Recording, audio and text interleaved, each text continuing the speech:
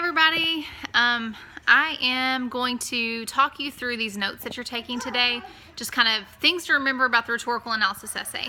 You are sort of practicing writing an essay without actually writing an essay at this point, which you definitely need to practice writing full out essays, but for right now we're just making sure that you have the process down.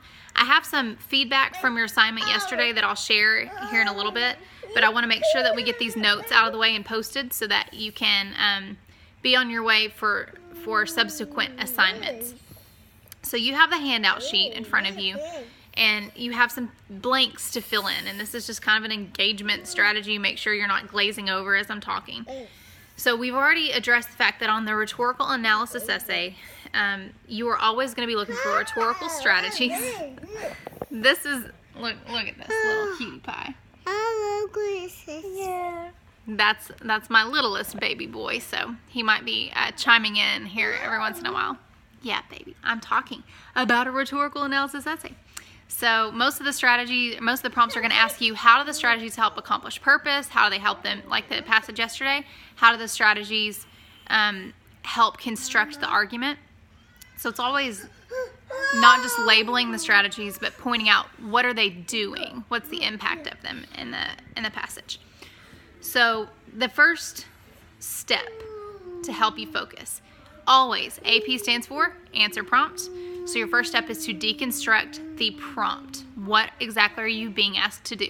Once you know what you're being asked to do, then you have a decent shot at being able to do it. If you're not sure what they want you to do, then you might not successfully pass this essay. The second step, as you're reading the passage, I like to say you're going on a scavenger hunt. We call it close reading. We can call it active reading. You're marking up the passage as you go. You're leaving like a trail of clues for yourself, a little Hansel and Gretel breadcrumb trail, so that you can find your way back after you've read the passage. So you're paying attention for any patterns of connotative diction, like we did yesterday with the Carson passage. If you're going to write about the diction, you must use a specific adjective and give examples. That was something that I noticed yesterday in your observe step. Several of you would say, like, there were lots of negative words, but you wouldn't give specific examples, and that is the key. You have to have a line number. You have to have a short little quote to back up what you're saying. Instead of just making a comment, you need support for that comment. So specific adjectives and give examples.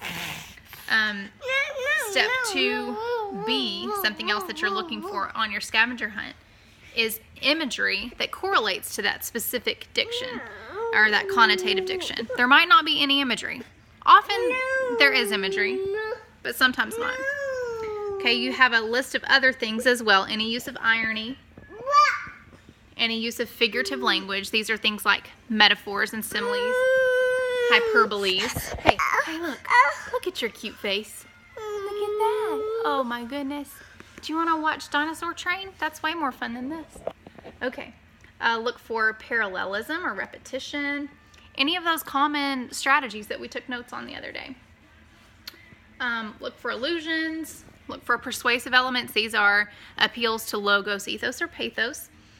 Look for tone shifts. Okay, this is my favorite hint because it's so easy to remember and it's so much fun. So a tone shift is always significant. It's there for a reason.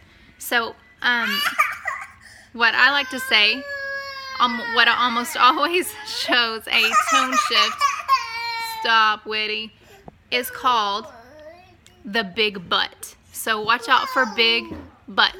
We're not talking B-U-T-T-S. We're talking B-U-T. So it is a contradictory conjunction. So if a sentence starts out with a but, that's why I'm calling it a big but, because it's a capital B, but. That's almost always like a flashing light saying, hey, I was talking about this, and now I'm going to show you the other side of it. So when you see a big but, maybe pay attention for it, because that could show you a tone shift. All right. I think I'm going to stop right there, and then I'll post a second video, part 2 in a second, once I get my little baby boy distracted here, and he's not hollering in the camera.